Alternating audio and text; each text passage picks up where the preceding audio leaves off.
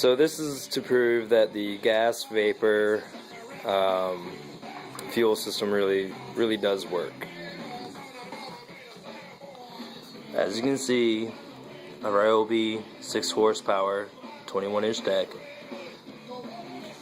Here's the gas tank. Here's the recoil.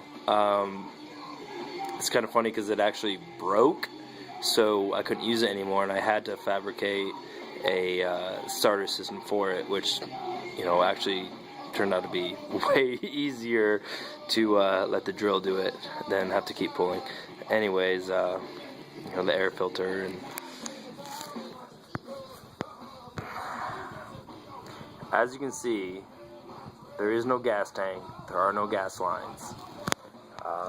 You have your exhaust line, if that's what you think might be a gas line. No, that's your exhaust line, and as you can see, that's where your gas line is supposed to go, but there's nothing there. The carburetor here, as you can see, wide open. Just bring it around so you can see that there is no gas lines. It is straight bare. You know, even there you go. Pull the no. There you go. See, oil, all of it's loose. Flywheel. Yeah. Anyways, so bare bones.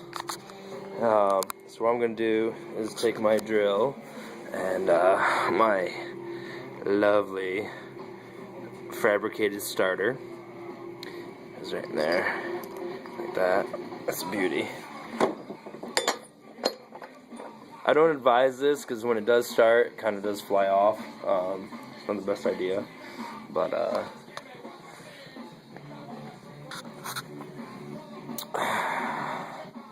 as you can see, here's the bubbler unit to create the vapor. You can see right there. See the intake comes right down into the very bottom, and the outtake right there comes out and has this big. I basically just wrapped cotton fabric and then wrapped it in a little bit of duct tape just to create a little bit of a seal. With this particular engine, you do have to create the air to fume mixture, you know, accordingly. It doesn't have the butterflies and stuff to do that for you. So we're gonna bring it down here. We have our little ghetto air filter. Nice little duct tape job on the end of it. Just to prove though that fumes run better, they burn at a 99 point, you know, pretty much 9% capacity, pure fume. It runs the lawnmower fine. In fact, it's only 51 degrees out right now, and as you can see, it's sitting on concrete, so it's not that warm. It's not going to be creating a whole lot of gas vapors, but more than enough to run this engine. This technology's been around for a long time, since the 50s, and I'm just proving that it does work. So I'm going to hand the camera over off.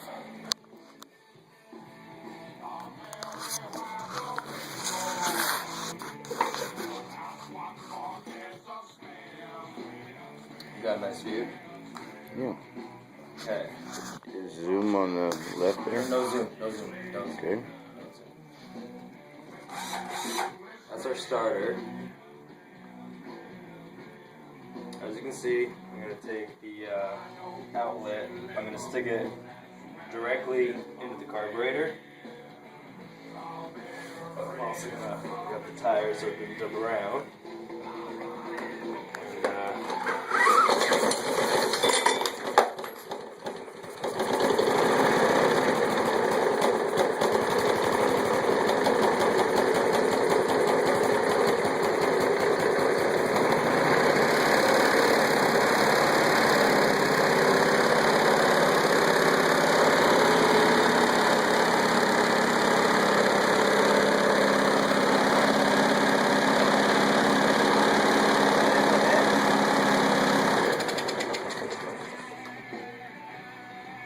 that?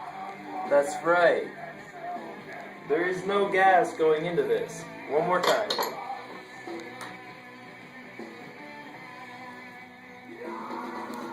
Basically, I have a crude fuel to air ratio with this cotton binding to seal inside the carburetor opening. You still have to kind of mess with it manually, but you get the point.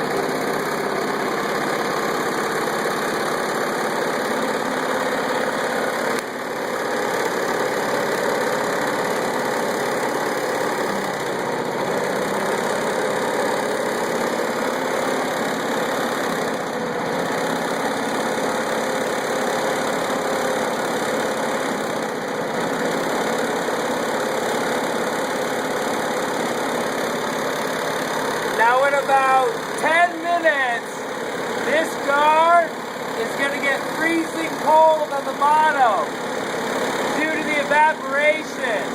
The motor will start slowing down due to the decrease in evaporation because of the cold.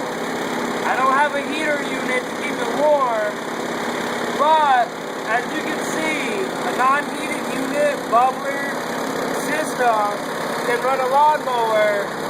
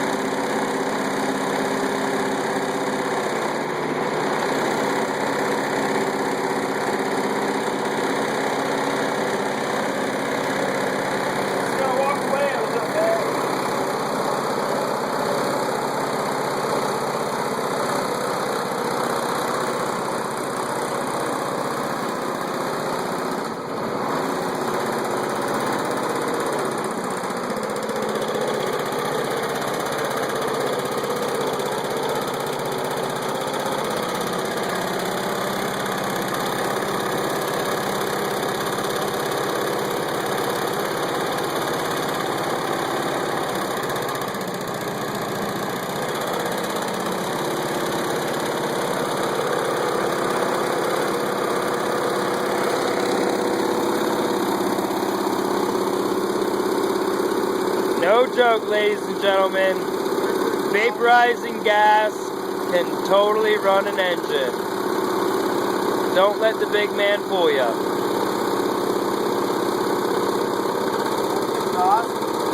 Yeah. There's nothing. Nothing. Very little.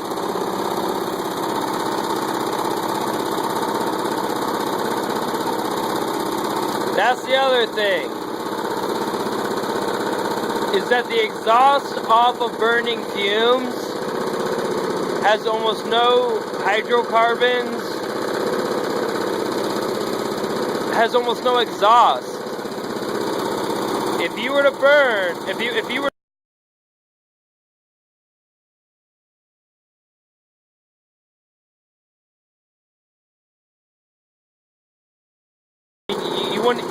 you choke, you wouldn't be able to breathe. We're inside my garage right now doing this test. By the way, this is the first test of this particular unit, as ghetto as it may be, but anyways, yeah, so there's almost no fumes. There's no nothing.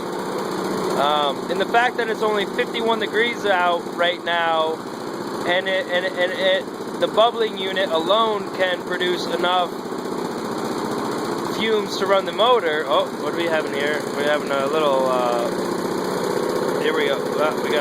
There we go. There. But yeah, the fumes, they have no problems. Now imagine if you were running this out of a clean burning, 4-cylinder or 6-cylinder or even an 8-cylinder. The exhaust would be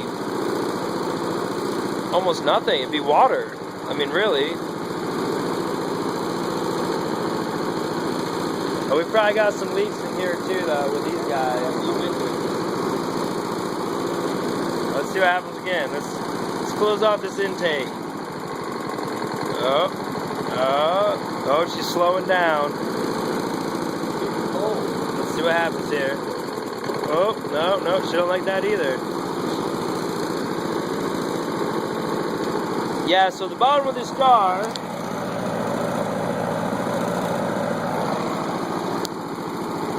some people probably know, with the evaporation process also comes a cooling process. When especially with gasoline, when you're evaporating it, the cooling process is quite intense, actually, more than I thought it would be. And you can, almost like a propane tank, when you see the frost on the outside of it, it's incredible how cold it gets. Therefore, as you can hear the motor slowing down now, because the containment unit is ice cold. I mean, it's colder than my fridge can make a PBR. Let's just put it like that. So, but if you had a proper heating, element, unit, whatever, however you want to do it, you could theoretically run a high vapor, high RPM, no problem.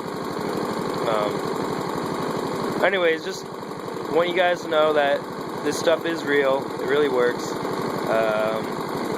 I dig it. I think it's pretty cool.